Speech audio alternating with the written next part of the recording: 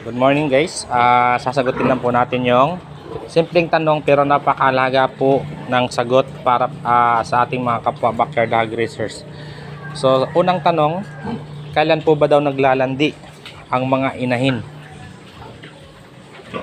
So, una tayo sa dumalaga. So, ito dumalaga. Naiay na po ito. So, tanong, kailan po ba daw ang dumalaga naglalandi? So, sa dumalaga guys, depende po sa lahi ng baboy. So, mayroong mga baboy na maaga, 4 months na experience ko, naglalandi na. Meron ding 5 months, 6 months. Ang pinakamatagal is 7 mahigit. 7 months mahigit. Pinakamatagal na tsaka siya naglandi. Kapag maaga naglandi guys, hayaan nyo lang maglandi. Paabutin po natin ng 7.5 months bago natin pa iay, dahil yan po talaga yung pinaka-ideal. Diyan na po yung handa na yung katawan ni Mama Pig. Andyan na yung ready na siya mag-alaga ng kanyang mga anak. So maging matagal yung life niya sa panganganak. Kapag maaga po kasi natin pinaiay, 5 months, 6 months, marami pong magiging komplikasyon sa ating mga dumalagang inahin, first timer. Sa una okay, pero darating po talaga yung panahon na magkakaproblema ang ating mga inahin kapag maaga natin pinaiay. Nagkakaproblema po talaga. So base po yan sa experience ko. Nagiging maiksi yung life niya, makaanak lang ng 2-3. Doon na po lumalabas yung problema sa ating mga inahin. Kapag 7.5 to 8 months, halimbawa 7 months naglandi, so sa pangatlo or sa pangalawa, basta umabot ng 7.5 sa pangalawang landi or sa pangatlo, pwede nyo na po pabulugan. Kapag una pa lang yung landi niya, palipasin nyo muna sa pangalawa na. So sa mga maaga maglandi, 4 months, 5 months, 6 months, 7 months, pag umabot na ng 7 months and a half, pwede nyo na kaagad ipaiay yun guys, kasi maaga naman na yun naglalandi eh. So sa mga inahin na nakaranas na ng panganganak, ito sample. Kadalasan kapag bagong walay yung inahin natin, weak po talaga yan guys, dahil sa pagpapadidi niya. So mahina yung katawan niya, kulang sa nutrition. So ang gagawin po natin para mabilis maglandi ang ating inahin kapag bagong walay,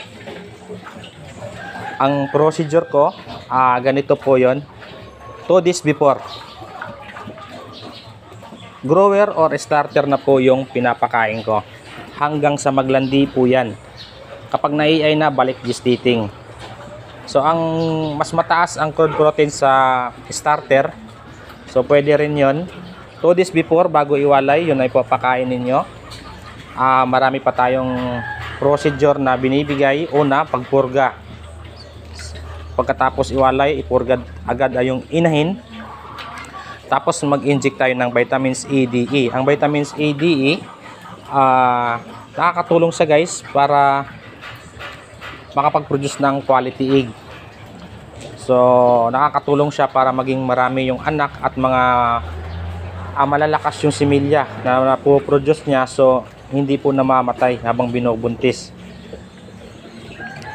Pangatlo, yung pagbibigay po ng sisical powder. Mahalaga po yun guys, dahil ang inahin natin kapag bagong walay, kulang na kulang sa nutrients po yan. Weak po talaga, kaya yung iba minsan inaabot ng buwan, 1 buwan mahigit, hindi pa naglalandi dahil nga hindi pa kondisyon yung inahin. Ginagawa ko yung ganong procedure, marami na akong video dyan kung paano, para ibalik natin yung nawawalang nutrients at lakas ng inahin. Sa pamamagitan kasi nun guys, mabilis manumbalik yung kondisyon ng inahin. Yung procedure ko, mabilis manumbalik yung kondisyon at mabilis siya maglandi. So marami na akong ginagawang video dyan guys, proven na yung procedure ko i-effective. Marami na dyan na Meron ngang kakawalay lang, naglandi na. Merong 3 days. Pagkawalay, naglandi na. 4 days. Meron ng video dyan na naglandi na kaagad. Dahil sa procedure natin, na binabalik natin kaagad yung kondisyon ng katawan ng inahin. So, depende talaga sa pag-aalaga or sa kaalaman din po. Kasi maalaga ka, pero kulang ka sa idea kung anong gagawin. Kaya nga po, sinishare ko po sa inyo ito for idea para po kahit paano makakatulong po sa inyo para iwas pagkalogi po. So, yun lang guys. Tatandaan po natin sa pag-aalaga po ng inahin, kailangan po lagi po tayo nakamonitor dahil minsan may naglalandi kasi na tinatawag na silent heat. Tapos yung paglalabas, sa nagtatanong din na kapag naglandi ba ang inahin, may lumalabas ba talaga ng likido? Yes po, lahat po. Wala po akong experience na inahin naglandi na walang lumalabas. Base po sa experience na lahat po may lumalabas. Pero hindi po yan 20 po lagi na lumalabas. May time lang na lumalabas na mamasa-masa. Pag malakas ang landi, laging basa po yan, namamaga, mamumula. So meron ding inahin na katulad nito, silent heat lang.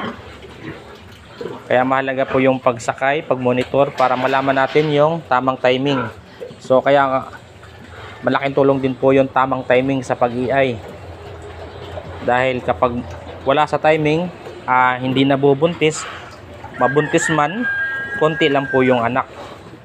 So, importante din yung tamang timing, tsaka yung similya. Dapat yung binili nyo yung similya, or sino man yung tagay-ay sa inyo, make sure na na-preserve yung similya. Dahil sensitive po yun, baka naglalagay nga ng similya, pero patay na pala yung mga similya, yung mga simin na hindi kasi natin malalaman kung patay o buhay kasi nga diretso lang yung pasok. So importante yun na nakalagay sa nasa box talaga maganda yung kapag ang similya binabiyahe nilalagay or sa pum. Yung iba kasi sa bag lang naiinitan, so may posibilidad na patay na yung similya bago na ipasok sa inahin. So yun lang guys, sana nagka-idea kayo. Maraming salamat.